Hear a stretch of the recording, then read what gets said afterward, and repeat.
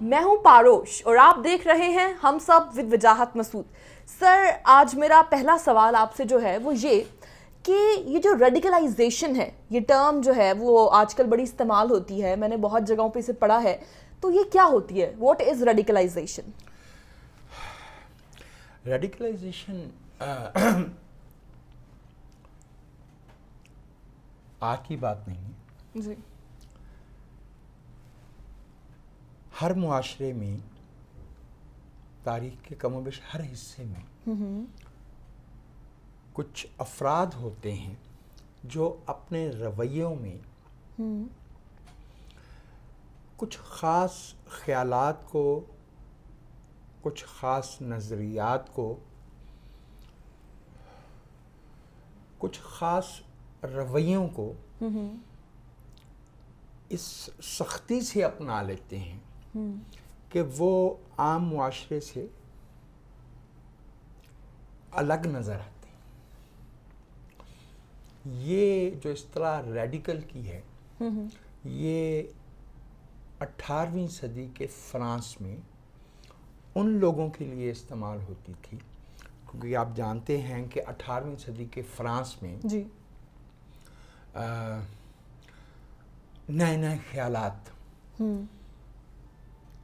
اس زمانے میں جو بادشاہت تھی اس کی مخالفت، جو معاشرے میں، ریاست میں جو خرابیاں تھیں، چونکہ وہاں ایک اشرافیہ تھی، بادشاہت تھی جی اور پادری تھے، کلرجی تھی. جی تو 3 اسٹیٹس کہلاتی تھی. باقی لوگ کامنر تھے، عوام تھے. جی. تو یہ جو اگر معاشرے میں اختیارات، وسائل صرف چند لوگوں کے پاس ہوں اور باقی لوگ اس سے محروم ہوں جی اور ان کی زندگیاں جو ہے وہ اس میں اچھی نہیں گزر رہی ہوں، تو ظاہر ہے کہ ان کے اندر نفرت و غصہ پیدا ہوتا ہے. اور پھر چھاپا خانہ آ گیا تھا، علم پھیل رہا تھا، نئے نئے خیالات سامنے آ رہے تھے. دیکھیں نا، 18ویں صدی کا مطلب یہ کہ نیوٹن گزر چکا تھا، جی گیلیلیو گزر چکا تھا، بہت سی نئی باتیں سامنے آ رہی تھیں. ایک فہرست تھی فلسفیوں کی جو فرانس اپنے مزاج میں یورپ بھر میں خیالات کے اعتبار سے، جس کو ہم کہتے ہیں نا ہراول، اوانٹ گارڈ، آگے کا دستہ رہا ہے. سو دیدرو، والٹیئر، روسو، مونٹیسکیو، رابسپیئر، ان خیالات کے جو نوجوان زیر اثر آ جاتے تھے انہیں ریڈیکل کہا جاتا تھا. جی. لیکن ہمارے دور تک آتے آتے ریڈیکل کا مطلب ہوا کوئی بھی ایسا شخص جی جو اپنے خیالات کو، جی اپنی رائے کو اتنا بہتر سمجھتا ہو کہ دوسری رائے کو صحیح سمجھنے کی اہلیت کھو بیٹھے. ٹھیک ہے. اور یہ صرف افراد کے ساتھ نہیں، یہ قوموں کے ساتھ بھی ہوتا ہے. بالکل. میں عرض کروں کہ ایک نوجوان کسی سیاسی خیال سے، کسی مذہبی رائے سے، کسی سماجی رویے سے میں اتنا زیادہ محو ہو جائے، کھب جائے، مطلب اتنا اس سے متاثر ہو جائے کہ وہ اپنے ہم عمروں کے ساتھ بات چیت کرنا بند کر دے، اسے اپنے ماں باپ جو ہے، اپنی فیملی جو ہے، وہ سب غلط لگنے لگیں، وہ اپنی رائے کا اظہار اس حقارت کے ساتھ نہ کرے، یعنی کرنا بند کر دے کہ ان لوگوں کو کیا پتہ، انہیں کیا پتہ کہ چیزیں کیسے ٹھیک کرنی ہیں. یہ فرد میں ہوتا ہے. ٹھیک ہے. بہت دفعے، اور جب 20ویں صدی میں اور اس سے پہلے قوموں میں بھی ہوا کہ ایک قوم یہ سوچ لے کہ ہمارے اندر ایسی نسلی یا مذہبی یا ثقافتی خوبیاں ہیں کہ ہم دوسروں سے برتر ہیں، ہمیں دوسروں کہ وسائل پہ قبضہ کرنے کا، ان کی زمینوں پہ قبضہ کرنے کا، انہیں ان کا استحصال کرنے کا حق حاصل ہے. میں آپ کو اس کی موٹی موٹی 2-3 اسے ہم جو ہے وہ سپیریورٹی کمپلیکس کہہ سکتے ہیں. یس. مثلاً دیکھیں نا، عربوں نے جب وہ اپنے عروج پہ تھے جی تو باقیوں کو کہا اجمی. اجمی کا مطلب کیا ہے؟ گونگا. تو اسی طرح سے جو لوگ گورے تھے، جی جی مغربی لوگ تھے، وہ جب وہ جو پیپل آف کلر جو ہم سب ہیں، ہاں جی ہاں جی، میں معذرت چاہتا ہوں، انہیں انسان نہیں سمجھتے تھے، انہیں غلام بناتے تھے. انہیں بالکل شاید کوئی اپنی دکان پہ مچھلیاں بھی اس طرح سے نہ رکھتا ہو جیسے انہیں جہازوں میں بھر کے اغوا کر کے سمگل کیا کر غلام بنایا جاتا تھا. تو یہ کیا تھا؟ جب ہم لوگوں کو جو دنیا کا تقریباً 2/3 حصہ تھے، جی ہم سے مراد یہ ہے کہ ہم جو ایشیا کے رہنے والے، افریقہ کے رہنے والے، ہمیں اپنی کالونیاں بنایا، ہمارے وسائل نچوڑے، جی ہمارے بزرگوں کی جو محنت تھی اس کا پھل خود لے گئے، اور ہمیں انسان نہیں سمجھا. ٹھیک ہے. یہ انتہا پسندی تھی. اب ذرا ریسنٹ مثالیں دیکھ لیں. جرمنی کا یہ کہنا کہ ہم آریا ہیں اور ہمیں ساری دنیا پہ حکومت کرنے کا حق ہے. یورپ تو انہوں نے فتح کر لیا تھا. جی. اسی طرح سے جو اشتراکی تھے، جو کمیونسٹ تھے، ان کا یہ کہنا کہ باقی ساری دنیا غلط ہے. جی جی. اور ہمیں اپنا جو ہماری جو معاشی سوچ ہے، جو سیاسی سوچ ہے، جو کمیونزم ہے، جی اسے دوسروں پہ مسلط کرنے کا حق ہے. جاپانیوں کا یہ کہنا کہ ہم برتر سمورائی ہیں. جی جی. اور ہمیں حق ہے کہ یہ جو ارد گرد فلپین، سنگاپور، چائنا، سارا جو فار ایسٹ ہے، یہ تو ہمارا لان ہے. وہ اس کو کہتے تھے یہ ہمارا سفیر آف کو پراسپیرٹی ہے. ایک یوفیمزم تھا، ایک اصطلاح دھوکہ دینے کے لیے استعمال کی تھی کہ مشترکہ خوشحالی کا علاقہ، مشترکہ خوشحالی جس پہ جاپانیوں کو. اسی طرح اپارتھڈ، کالے اور گورے کی، ساؤتھ افریقہ میں اور بھی دنیا میں بہت سی قومیں ایسی ہیں.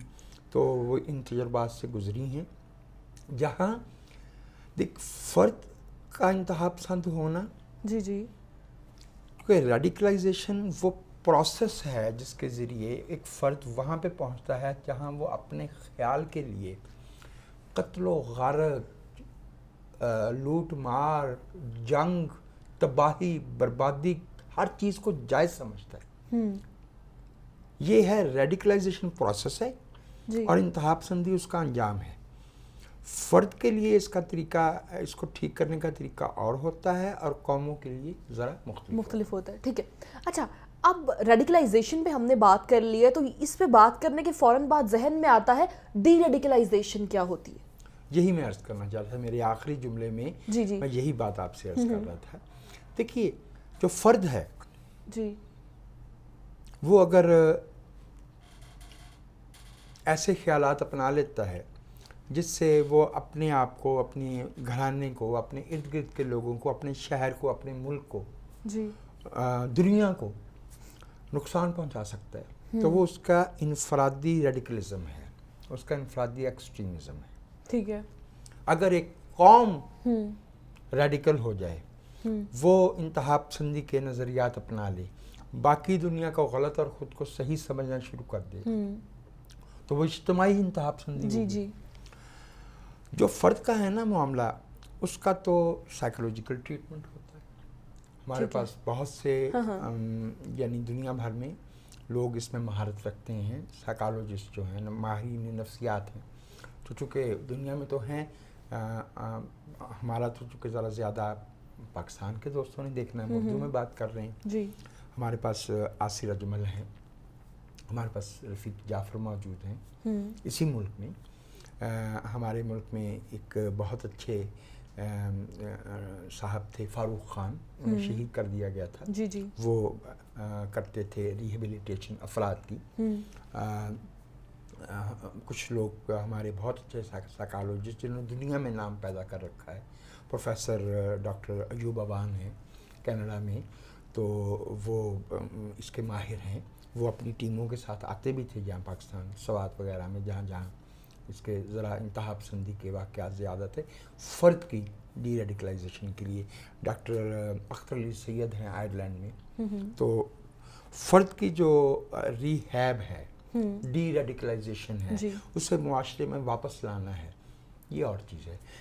قوم کے لیے ذرا مسئلہ ہے جی کہ اگر ایک قوم انتہا پسندی کے راستے پہ چل نکلے جی تو اگر قوم بحیثیت مجموعی ریاست کی پالیسی کے طور پہ ان نظریات کو، ان طور طریقوں کو، ان رویوں کو رد نہیں کرتی، مسترد نہیں کرتی جو انتہا پسند ہیں، جی جی، تو نہ وہ قوم خود محفوظ رہتی ہے جی، اور نہ وہ دنیا میں امن قائم ہونے دیتی ہے.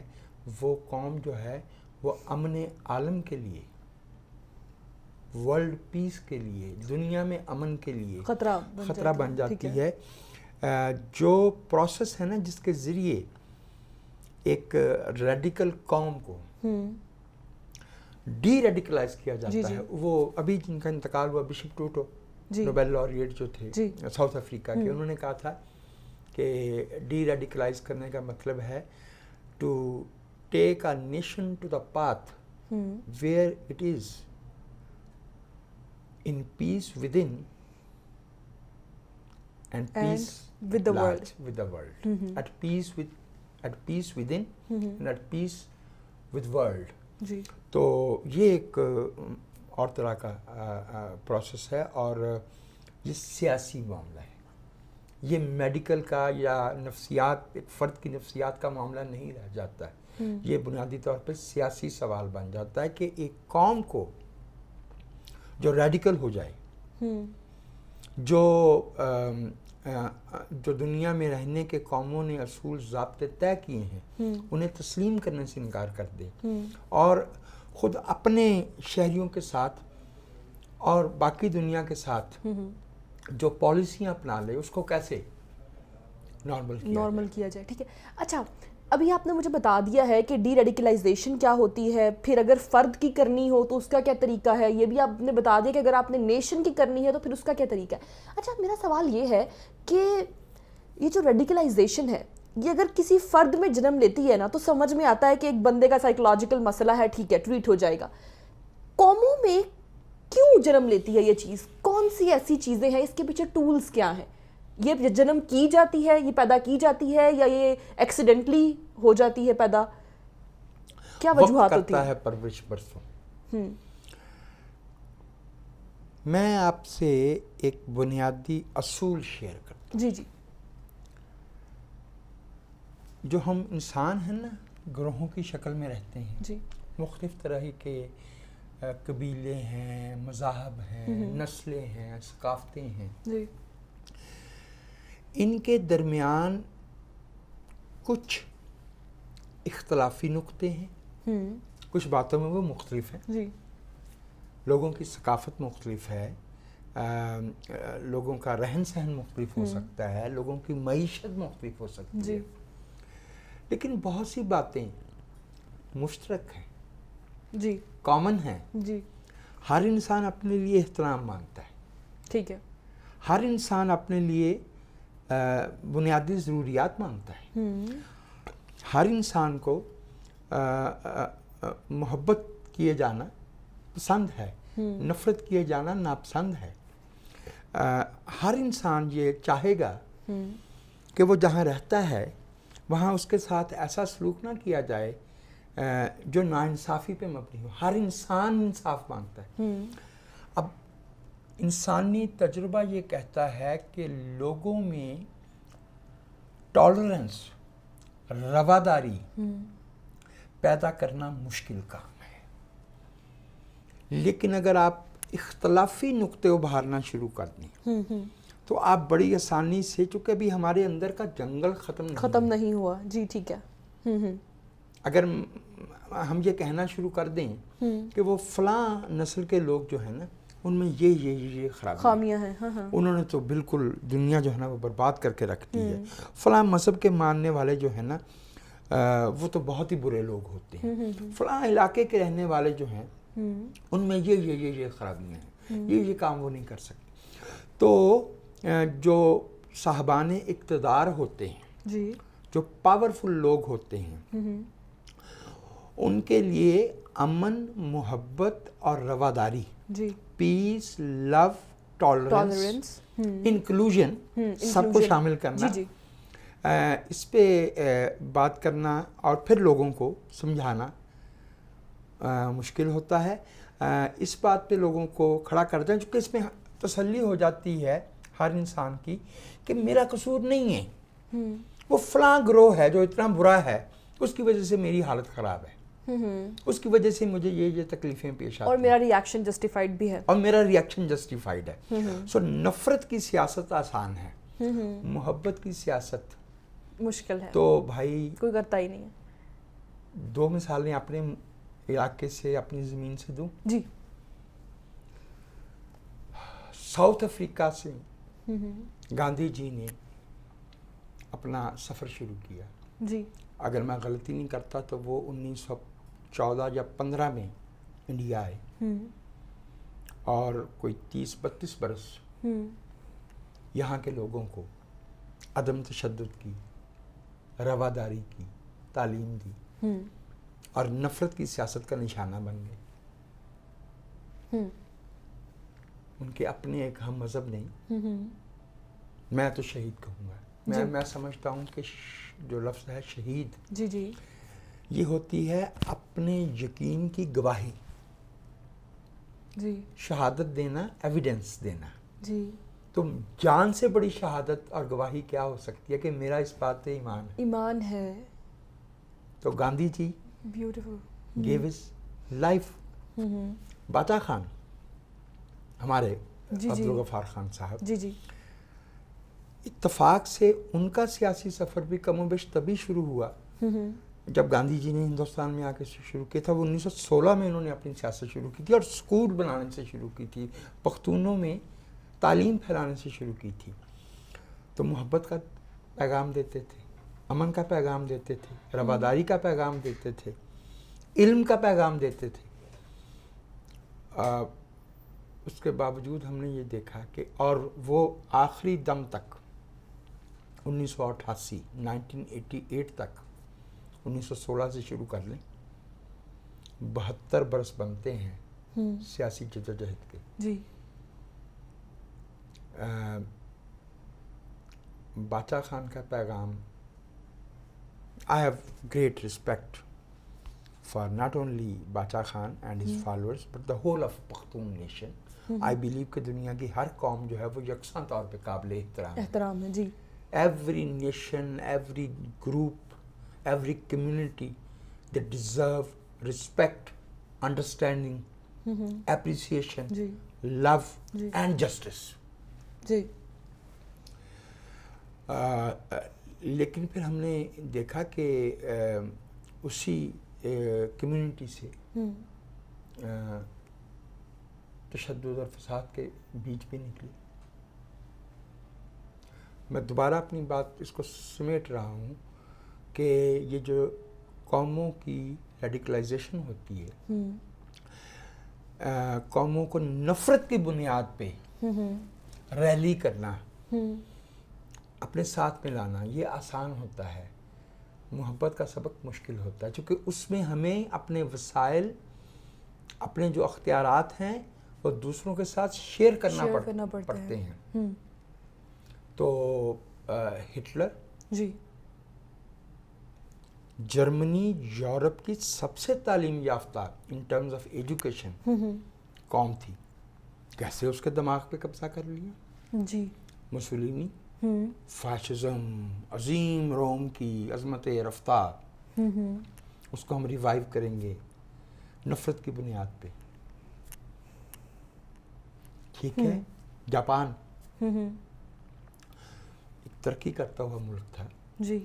اور کیسے وہ سیکنڈ بار میں گیا. میں جان بوجھ کے ایسی مثالیں دے رہا ہوں جو جن کی روشنی میں ہمارے جو دیکھنے والے ہیں جی جی وہ اگر اپنے داخلی تجربات پہ بھی نظر ڈالنا چاہیں تو وہ خود سے سمجھ سکتے ہیں. جان بوجھ کے وہ نام اور وہ کمیونٹیز کا ذکر نہیں کر رہا جس سے ہمارے ابھی امیڈیٹ آڈینس کی دل آزاری نہ ہو جائے, جذبات دل آزاری نہ ہو جائے. ایک اور بات بھی ہے, انسانوں کا سیلف ڈیفنس میکنزم جاگ جاتا ہے کہ مجھے برا کہہ دیے, پھر وہ سننا اور سمجھنا بند کر دیتے ہیں. ٹھیک ہے. تو یہ سبق میں نے جب میں دیہات مینس گاؤں جی جی میں کرتا تھا ہیومن رائٹس ایجوکیشن, اور مجھے خوشی ہے کہ مجھے کبھی ایک دفعہ بھی کوئی ناخوشگوار واقعہ نہیں پیش آیا. 12 سال میں نے یہ کام کیا. نیم تعلیم یافتہ, کوئی 8 جماعتیں پڑھا ہوا ہے, کوئی 10 جماعتیں پڑھا ہوا ہے. اس کی میں وجہ آپ سے عرض کروں, میری یہ رائے ہے کہ انسان اندر سے جی اچھے,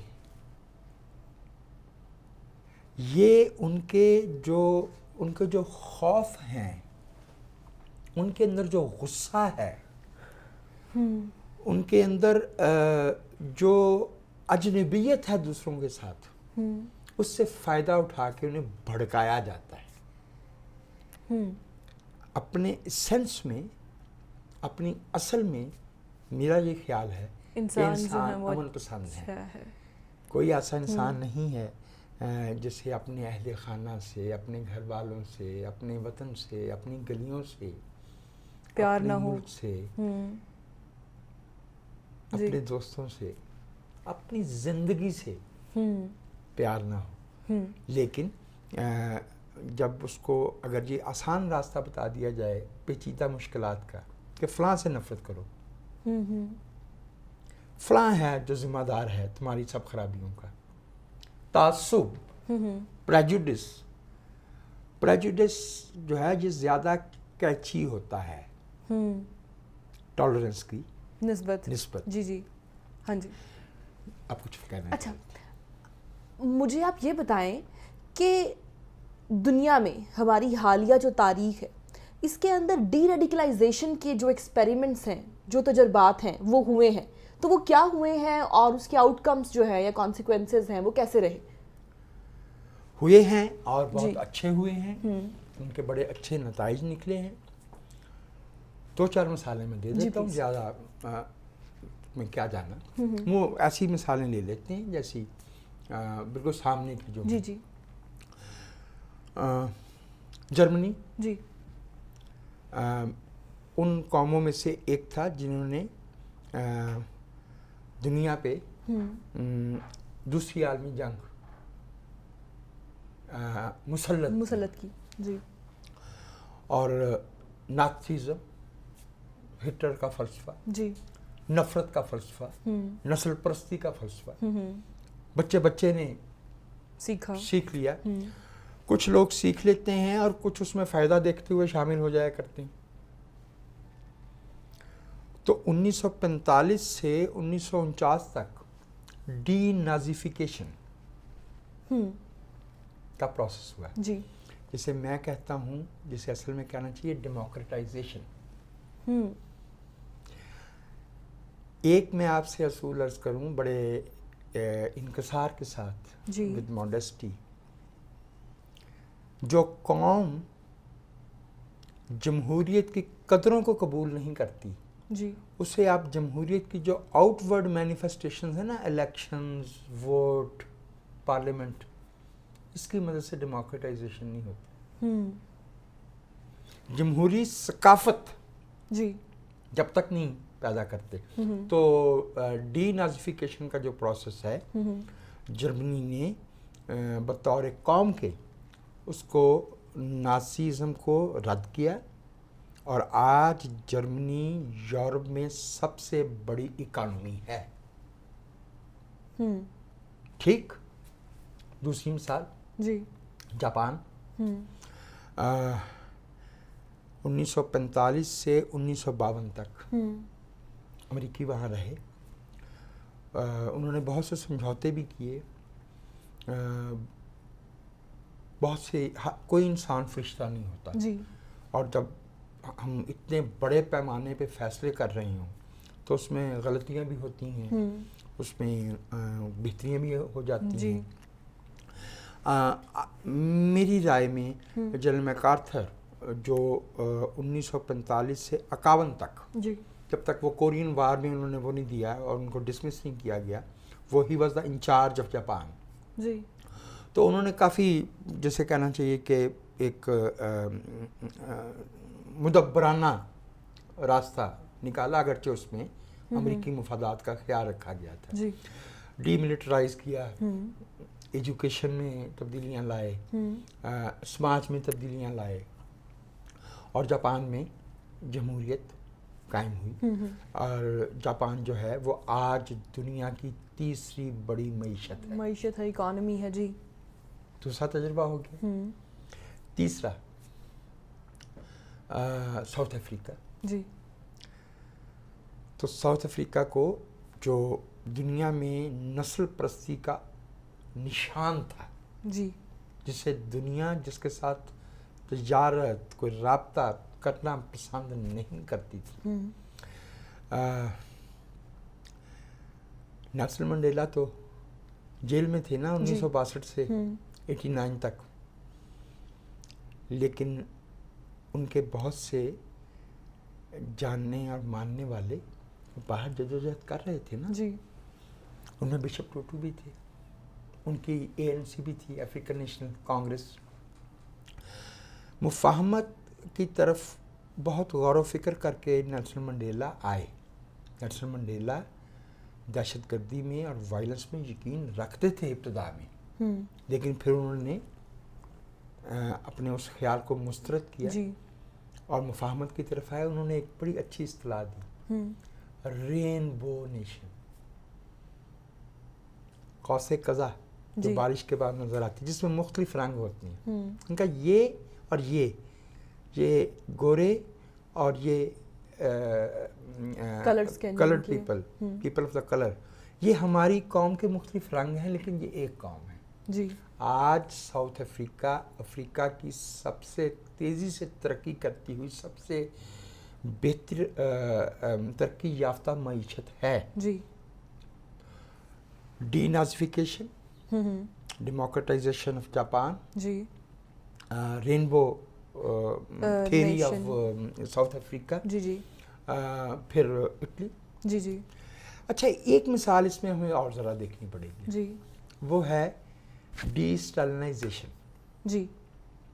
جو خروشچف نے 1953 مارچ میں اسٹالن کے مرنے کے بعد شروع کی. اسٹالن کے دور کی جو بہت بڑی خرابیاں تھیں, جی, جی, جو ظلم و ستم تھا, اور جس طرح سے اپنے ہی شہریوں کو کرنے کا, یہ جو اس طرح کے ریڈیکل نظریات ہوتے ہیں, یہ صرف دوسروں کے نقصان نہیں پہنچاتے, یہ اپنی قوم کو بھی تباہ کرتے ہیں. اتنی زیادہ کامیابی نہیں مل سکی خروشچف کو. اس کی بنیادی وجہ کیا تھی؟ جی. کہ وہ صرف اسٹالن کو غلط کہہ رہے تھے. جو بنیادی اصولی خلاف ورزی تھی, جو بنیادی غلط اصول تھے, جو نظام غلط تھا, جی, جو یک جماعتی آمریت تھی, اسے خروشچف رد نہیں کر رہے تھے. 1963 میں خود خروشچف کا بھی یہی حال ہوا, کیونکہ وہ نظام انہوں نے مسترد نہیں کیا تھا. وہ نظام انہوں نے 1992 میں جا کے مسترد کیا, اور ابھی تک اس طرح سے جسے ہم کہتے ہیں نا کلینزنگ آف دا کانشنس, ضمیر کی صفائی, وہ وہاں نہیں ہوئی. ابھی بھی آپ دیکھ رہے ہیں کہ ایمبیشنز موجود ہیں. ٹرکی میں میری رائے میں, حالانکہ ٹرکی آج کا ٹرکی 1923 کا یا 1908 کا یا 1916 یا 14 کا ٹرکی نہیں ہے, اس کے باوجود بہت, کیونکہ قوم کو جو لفظ میں کسی اور کا نام لے رہا تھا, نیلسن منڈیلا نے بنایا تھا نا, truth and reconciliation commission. G.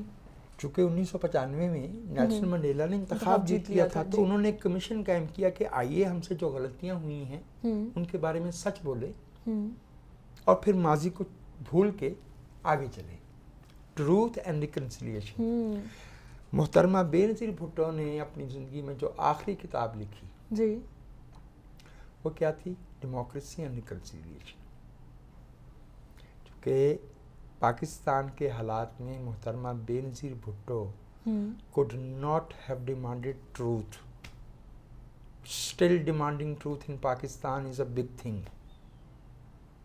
Truth کے بغیر ریکنسیلیشن نہیں ہوتی.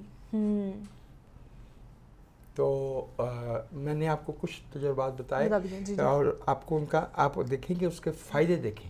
میں نے آپ کو ان کے لوگوں کی ترقی اور ان کی معیشت کے اشارے دیے. اچھا اب یہ جو ہے نا ڈی ریڈیکلائزیشن, اس میں میرا ایک کویشچن جو میرے ذہن میں آ رہا ہے وہ یہ کہ یہ جو سارا کا سارا پروسیجر ہے یہ سڈن ہوتا ہے, گریجول ہوتا ہے, عوام کی مرضی سے ہوتا ہے یا انفورسڈ ہوتا ہے؟ یہ نیچر میں اپنی نیچر میں کیسا پروسیجر ہے ڈی ریڈیکلائزیشن جو ہے؟ اگر آپ اس کو ہیرسمنٹ قرار نہ دیں, چونکہ میں خاتون سے بات کر رہا ہوں تو ایک شعر سناؤ. جی. نہیں آسان زمانے کا سنورنا, نہیں آسان زمانے کا سنورنا, تیری زلفوں کا پیچ و خم نہیں ہے.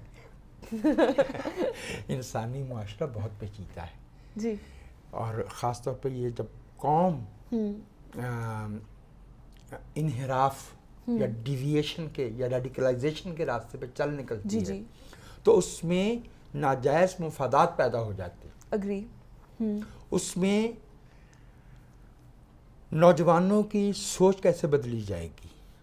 جن لوگوں کے اندر نفرتیں اتر گئی ہیں, کون سا تعلیمی نظام, کون سا سیاسی لب و لہجہ, کون سی پالیسیاں, کون سے قوانین, یہ ایک ہمہ جہت پروسیس ہے اور یہ وقت لیتا ہے.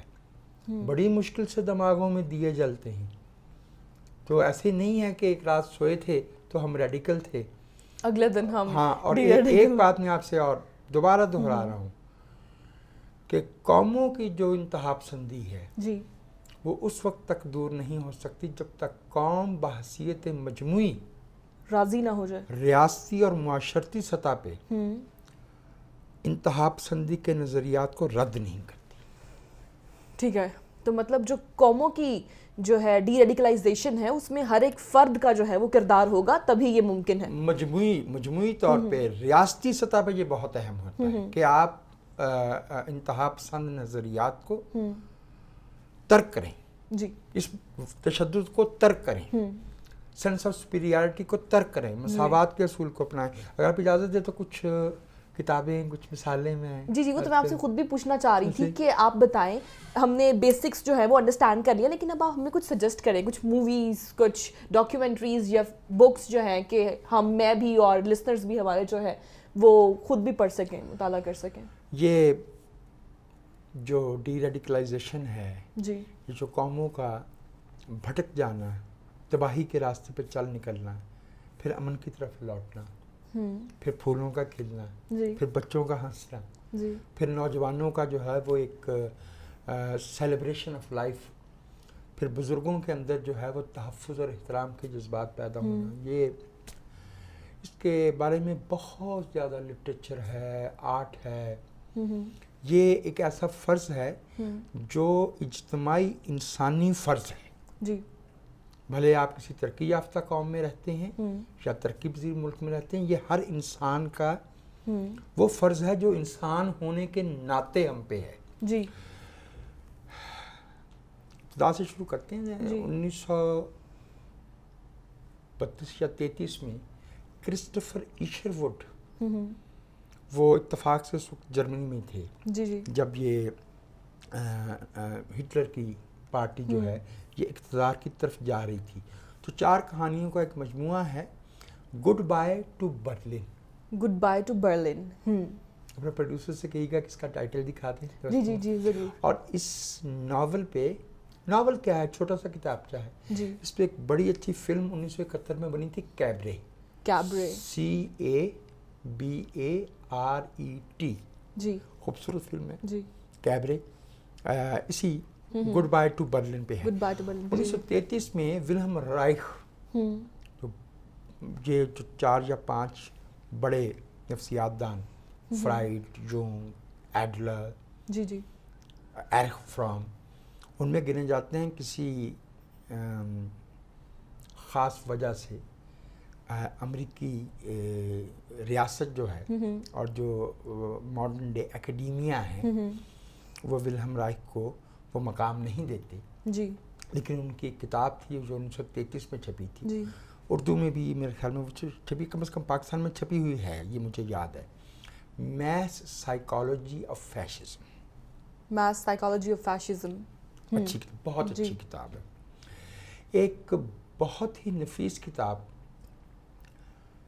چونکہ یہ جو ہوتا ہے نا ریڈیکلزم نیشن کا، قوم کا، یہ بالآخر ٹوٹیلیٹیرینزم کی طرف لے جاتا ہے. یعنی ریاست فرد کی زندگی کے ہر گوشے پہ، ہر حصے پہ اپنا حق جما لیتی ہے، اپنا حکم جما لیتی ہے، حق جما لیتی ہے. دا اوریجنز آف ٹوٹیلیٹیرینزم ہے نا آرڈن کا جو ہے. جی. تو یہ بڑی زبردست کتاب ہے. ایک خاص طور پہ ہمارے بچوں کے لیے، نوجوانوں کے لیے، جو اگر ابھی 2019 میں بڑی خوبصورت فلم آئی ہے جوجو ریبٹ. جوجو ریبٹ جو ہے وہ ایک 10 سال کا بچہ ہے جو ہٹلر کی یوتھ فورس میں شامل ہو گیا ہے. جی. اور اسے پتہ چلتا ہے کہ اس کی ماں نے جی انسانی محبت اور انسانی ہمدردی میں ایک یہودی لڑکی کو گھر کے اندر پناہ دے رکھی ہے. اچھا ذرا کامیڈی ہے. یہ بنیادی طور پہ 2008 میں ایک ناول تھا، کیجنگ سکائز. کیجنگ سکائز. اگر میں غلطی نہیں کرتا تو کرسٹین لیونن، LEUNENS یہ لکھنے والی تھیں. ان کا یہ ناول ہے کیجنگ سکائز. اس پہ یہ فلم بنی ہے. جو کتاب پڑھنا چاہتے ہیں وہ کتاب پڑھ لیں، جو فلم دیکھنا چاہتے ہیں وہ فلم دیکھ لیں. ملان کنڈیرا، ڈاکٹر جیواگو،